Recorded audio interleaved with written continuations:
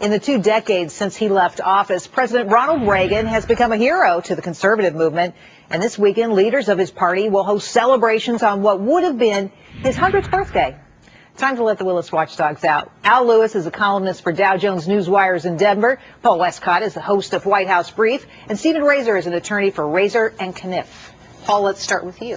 I mean, it's a very exciting week, obviously. We were replaying a lot of sound from him on our show this week. And you know what? It's fascinating to look back and look at some of the parallels you saw between spending and deficits and potential military problems. And there's a lot to learn from. So I suggest every member of Congress, every person in the White House, take a look at these tapes. I know President Obama was before the State of the Union.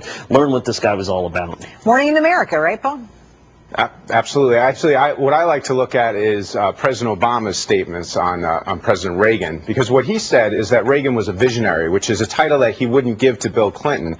As popular as Bill Clinton was, as good of a politician as he was, as smart as he was not a visionary. Reagan had the vision to see his goals, which was to reduce taxes and to instill economic growth, which he did by cutting taxes to actually increase revenue into the Treasury. And in addition to that, he saw the goal of breaking the back of the Soviet Union, and he followed through on it.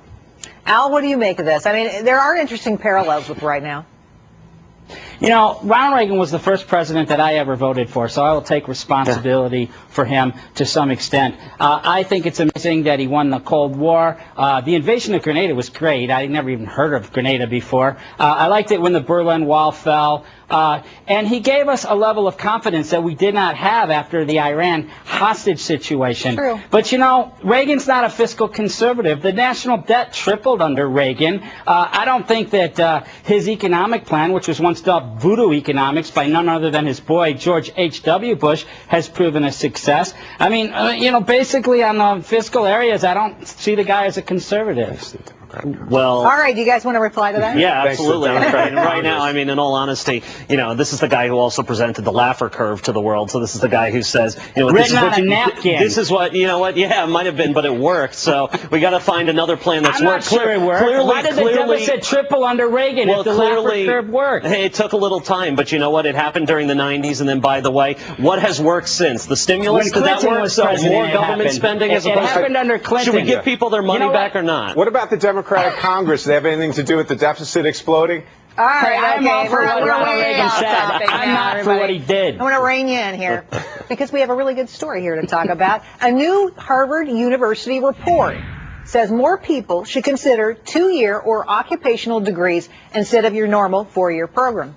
The study says the United States is failing to properly prepare millions of young people to be employable adults. So, Al, I looked at this story and I said, is Harvard just telling people, please stop sending us your applications? We got too many. What is that about? Yeah, you know, Harvard has to preserve its exclusivity, right? Not everybody can have a college degree. You know, is this the answer to America? We're not competitive enough, so let's just go to college for 2 years instead of 4. That's a great idea.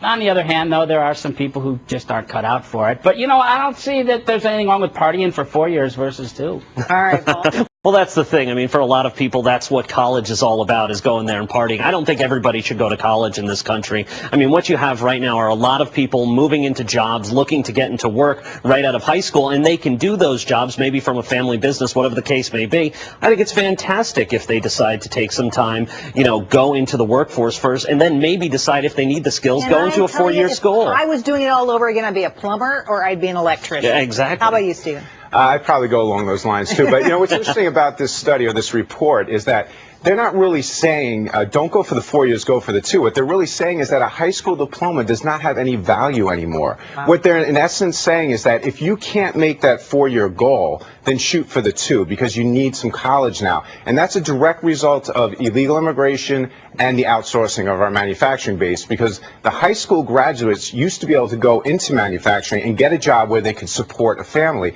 Those jobs are no longer there, and therefore they need something additional to make themselves marketable. Well, make you more competitive if you have just a little bit of schooling as opposed to nothing. Absolutely. All right, U.S. Steel in Pittsburgh is warning its workers in a memo that those who miss work Sunday or Monday after the big football game, and they do it without just cause, will face severe disciplinary action. Sunday is the game, of course, as we said. The union vice president responded to the memo using the Steelers' colors of black and gold, suggesting fans ask non-fans to trade shifts during game time. Stephen? I don't see this as having a whole lot of import. I mean, let's face it, if you're scheduled to work, you have to work. And as much as the Super Bowl is a huge event for everybody, it is not a national holiday. So let's just make sure that everybody realizes that. If you want to switch around some scheduling and fine, but you know what? You got to work. I'm sorry. Stay up all Watch it on your break. You know, What's I'm wrong with taping U.S. DVR. Steel?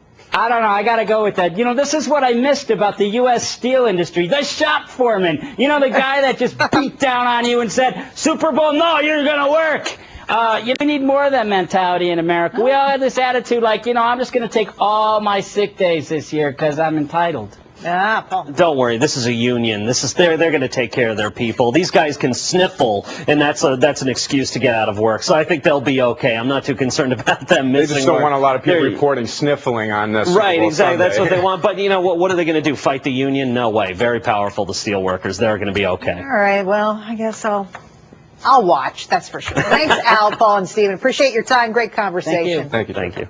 All right, you know him as the host of Fox News Sunday, and she is the woman behind the man. I'll be joined by Chris and Lorraine Wallace to talk about their new book, Mr. Sunday's Soups. A look inside the Wallace home on a Sunday afternoon. It's coming up next on the Willis Report.